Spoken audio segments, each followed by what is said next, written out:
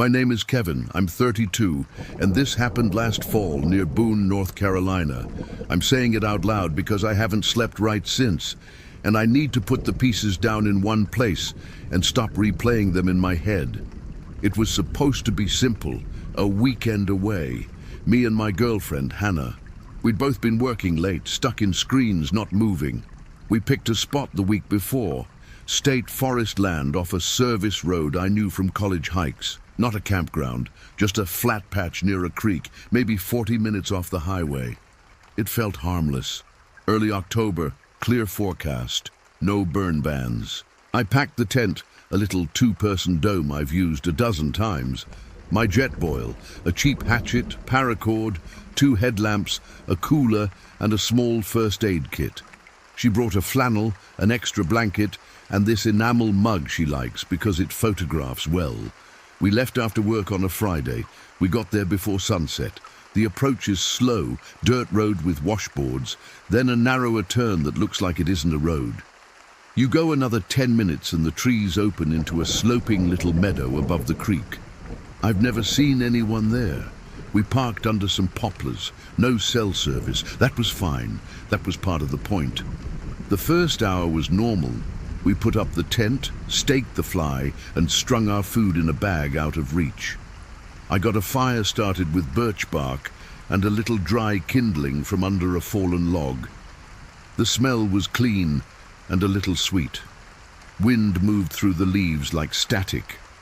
The creek did its small, constant noise. I remember thinking this is exactly what I needed.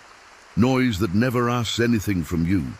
We ate simple stuff. Sausages in foil, bread, a bag of chips. She sat on the tailgate, feet swinging, and we watched the sky shift to that deep blue before it goes fully dark. We talked about nothing important, which friends were having problems, whether we should switch internet providers, if we should go to her sister's thing in November. It felt easy. When it got dark fast. We turned on headlamps and the fire dropped to coals. Moths tapped the beam, bats did fast arcs. I remember saying, "Smells like camping," and she laughed because, yeah, of course it did. We cleaned up, zipped the tent and lay down. You hear more once you stop moving. Little pops in the fire pit, the creek, leaves hitting leaves. It lulls you. I don't know how long I was out, an hour maybe. I woke up because Hannah poked my arm and said, "Kev, did you hear that?" Her voice was small. I was groggy and I said, "What?" And then I did hear something beyond the normal sounds.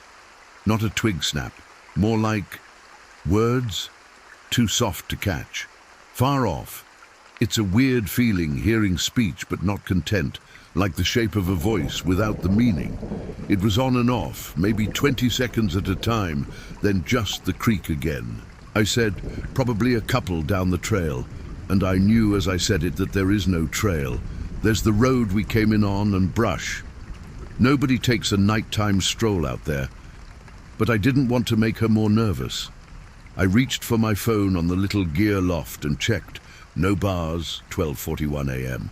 I whispered, "It's fine." And she said, "It sounded like my name." That made my stomach flip in this mild, stupid way. Like, what are we doing? Scaring ourselves, but also, why would she say that? We lay still, breathing shallow.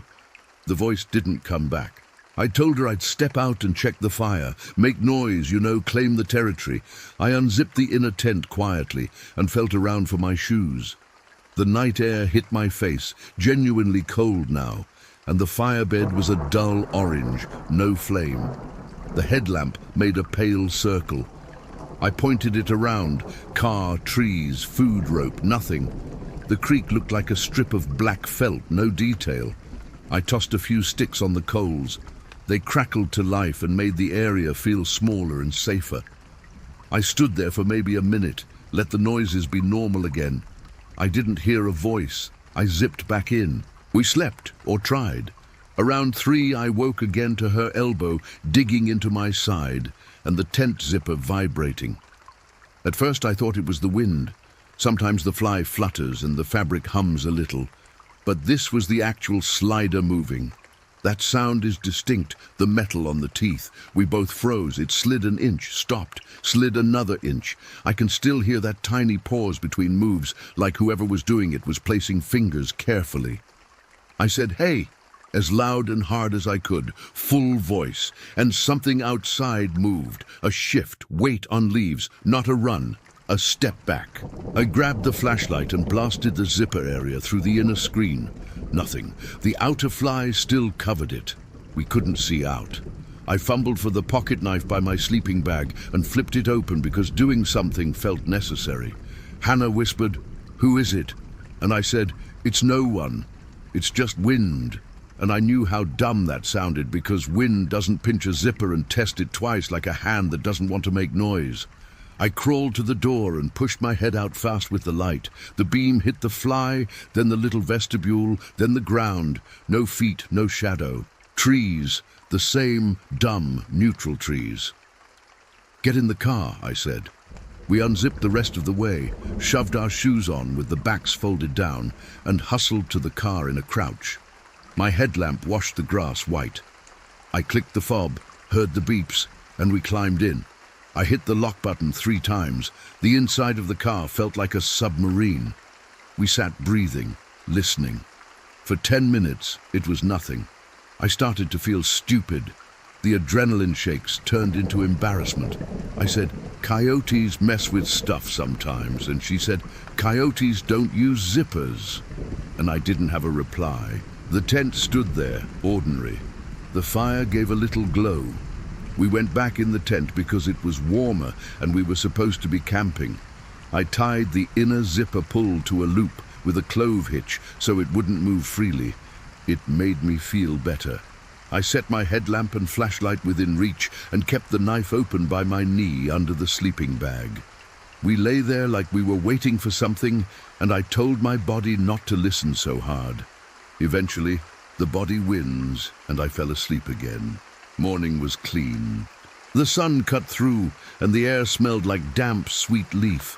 It almost felt like we made it up. She made coffee. We laughed about being soft. I pointed at the zipper and showed her my knot, and we both shook our heads. Then we saw the footprints.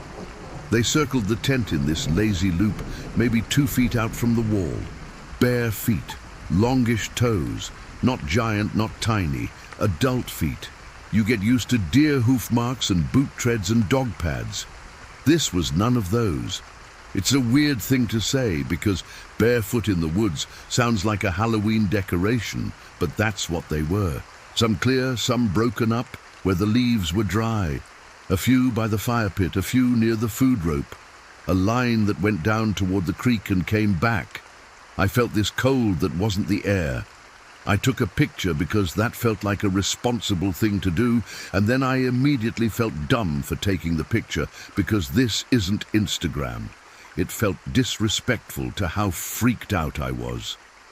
Hannah looked smaller, with her hands jammed into her sleeves. "Kids messing around?" she said, and heard it too. "What kids? Out here, no car, no laughing, no beer cans, just us." We agreed to stay busy. We took the tent down to check the seams, nothing torn. We shook out the bags. We checked the food bag, which was still tied and untouched. I scanned the tree line for clothing or trash, signs that anyone had camped nearby. Nothing. The day was quiet in that way. Woods are at noon, bugs, a few birds, wind. We collected wood because doing something physical is easier than sitting with a thought you don't want.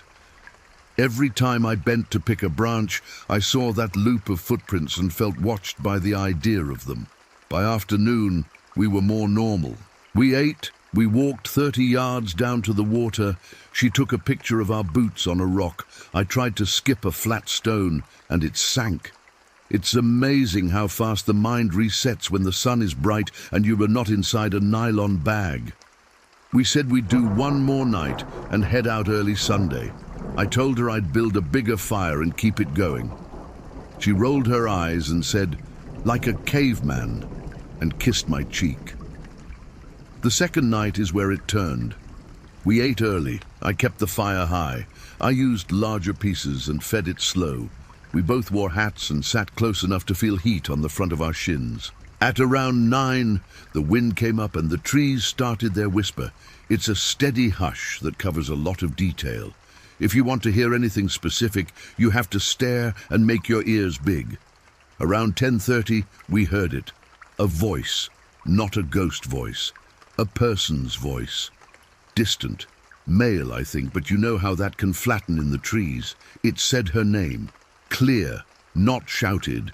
Just said it like you would if you were trying to get someone's attention without alerting everyone else. Hannah, a pause, then again, Hannah, a pause. Then she went rigid. I said, "Who's there?" Which felt brave for half a second and then childish. The voice didn't answer. She whispered, "Please tell me that was you." And I held up both hands and said, "No." We stood. I took the big flashlight and swept it in a slow arc across the meadow. Trees, grass, our car. Nothing to register as a person. The beam makes hard shadows. There were a few that could be anything. A boulder, a clump of brush. If someone wanted to be still, they could stand behind one pull of shadow, and you'd never pick them apart from it. I said we should sleep in the car. She nodded. We put the fire out with water, stirred, doused again. I hate leaving a hot coal. We tossed what we could into the trunk, locked it, got in the front seats. The seats don't recline all the way. It was a compromise between comfort and the feeling of escape if we needed it. I put the keys in the cup holder. It didn't stop. The voice came back in these weird intervals. Not close, not far. Same tone every time, like he was testing whether distance would change our reaction. Sometimes it came from the left of the meadow, sometimes from down by the creek. Once faintly, from behind us where the road is. I tried to pinpoint and realized that nothing is simple with sound out there. It bounces. You think you're smart, then you realize you're deaf in a forest at night. At midnight, the voice stopped. In its place, footsteps. Not running, not sneaking, just walking. A person who knows how to walk softly on leaves. Feet placed carefully, no branch snaps. They did a slow circle around the car, just out of the immediate range of our dome of headlights and cabin light. You hear the pattern, and you know what it is, because it maps onto the footprints you saw. I held my breath and listened to my heartbeat in my ears until I almost passed out. Hannah put her hand on my forearm and squeezed. I didn't look at her. I stared straight ahead and tried to see movement in the window reflections. Nothing definite. Always, almost something. I decided to turn the car on. It felt like an escalation, and I told myself if it wasn't a big deal, then a headlight and engine rumble wouldn't matter. If it was a big deal, it might be the only thing between us and worse. I hit the fob button for the lights and then turned the key. The engine caught with that familiar low vibration. Headlights washed the nearest trees. That made it worse in a new way, because now anything outside was either fully lit or fully black, like a stage. If someone moved, we'd see them. No one moved. We stayed like that for maybe an hour. I burned a quarter tank idling. Nothing happened except the ordinary noises. That almost made me angrier than scared. It felt like being played. Sometime after 1, I turned the engine off. Immediately there was a single thunk on the roof of the car, not a branch, not a pine cone. One hard, deliberate hit with a flat thing. It echoed through the frame. Hannah gasped. I looked up like an idiot, like the roof is transparent. I turned the engine back on and flicked on the high beams and opened my door fast with the flashlight ready. Cold air rushed in. The beam tracked up over the roof. Nothing, no one running, no one crouched. I walked around the car once, fast. The night ate the light. I got back in and locked the door hard. We didn't speak. At 3:15 we both must have drifted, because the next thing I remember is my neck hurting and her whispering, "Kevin." She was pointing at the tent. The tent door was unzipped halfway. I know I left the inner zipped and the outer down. It was now halfway, the flap sagging open like a mouth. Inside the car, I felt safe enough to be angry. I grabbed the flashlight again, stepped out, and walked to the tent. I swept the beam through the mesh. The bags were in there, rumpled. The headlamp I had clipped to the gear loft was on the floor. I bent to zip the door back and stopped. Her ring was hanging from a tiny branch of the poplar beside the tent. It was her basic silver band with the thin ridge in the middle. She wears it on a chain sometimes when we run. She had it on her finger before bed. Now it was on a twig at eye level, 20 inches from the door.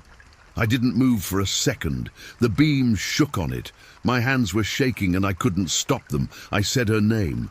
She came to my shoulder and gasped, and then made this small noise I've never heard from her, like a laugh reversed.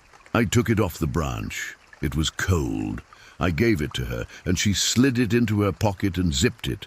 Neither of us said anything about how it got there. There wasn't anything to say you could live with. We decided right then to leave. It wasn't dramatic. We just couldn't think of a reason to stay. I threw the tent and fly in the trunk without folding them. We chucked gear in like we were late for a flight.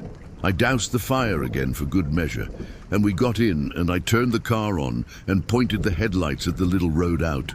It's a single track that winds up and back to the better dirt. I know it. I've driven it in worse conditions. We followed it, slow but steady, left at the dead tree, up the grade, past the boulder shaped like a seat. 10 minutes, then 20. It should have been 5 to the main dirt. I kept waiting for the bigger trees on the right that tell you you're almost there. They didn't come. We came around a bend and the headlights broke onto a meadow, and my chest collapsed because it was our meadow, the fire pit, the black smudge where the coals were. We were back. I said no out loud, like that would matter. I looked at her. She was holding the ring in her fist now, even though she'd put it in her pocket. She said, "You missed a turn." But her voice was off, like she was reading a line to prop up a flaw. I reversed, turned around, did it again. Same landmarks, same left turn, same grade, same careful steering. The trees are the trees, and they were the same. And then we were back in the meadow again, like the car was a needle on a locked groove. I know how that sounds, I know. I'm not saying we were in some magic loop. I'm saying stress plus dark plus a road that branches in subtle ways can mess with you in a way that feels like being trapped. The third time, I stopped the car in the meadow and turned it off and told her we were breathing wrong. We sat with the windows cracked, and you could smell the cooled fire and wet leaves and our plastic from the tent. I said, "We'll wait for dawn." She nodded. She didn't cry. She just stared at her own hands like they weren't trusting the message from her eyes. We waited. The voice didn't come back. The footsteps didn't either.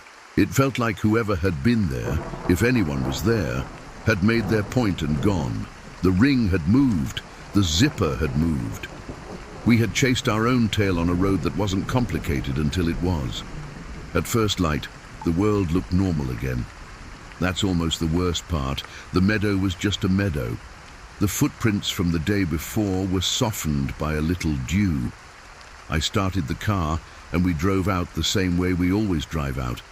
The landmarks were there, and when the road forked, there was a right-hand dip I hadn't seen in the dark because it is shallow, and the shadows flatten it. We took it. 5 minutes later, we were on the better dirt, and then the washboards, and then we hit the paved road like we'd been underwater and finally reached the air. We didn't say much on the drive. I kept checking the mirror, even though no one was behind us. When we got to town, a gas station on the edge of Boone, I pulled in and we sat a second too long before getting out. She went straight to the bathroom. I stood by the pump and stared at the sky like I needed to confirm it was still there. The first night back at home, she woke me at 2 with her hand on my chest, like she was trying to wake me without moving. She said, "Do you hear that?" I listened. It was the wind through our maple in the backyard. I said, "It's just the tree." She said, "No, listen." I held my breath, and there it was under it, or inside it, or just perfectly blended with it. A soft, short whisper. It wasn't a word until you decided it was. And then it was her name, not my name, not anyone else's, hers. 2 syllables, the H like a breath. Hannah. We changed nothing big. We didn't move. We didn't call the police because what would we say? We got motion lights. I put a camera by the back door, one in the carport. I check the footage some mornings like a compulsion. It's always a raccoon or a cat or nothing. The ring sits on her dresser when she's not wearing it. Sometimes she puts it under a jewelry dish like it needs a lid. Sometimes she sleeps with the chain on. She doesn't like when the wind comes from the west, the direction the mountains are. I didn't notice that pattern at first. She did. On good nights, it's quiet. On bad ones, we both wake at the same minute, and you can feel the house like a thing holding its breath. I tell myself it was someone messing with us. A weird guy. A hunter who thought he was being funny. Someone who lives off grid and doesn't like company. I build that person in my head and give him a height and a weight and a dumb reason to be barefoot because giving him shoes makes it worse. That story keeps me from turning on every light. I guess the point of saying all this is not to convince anyone.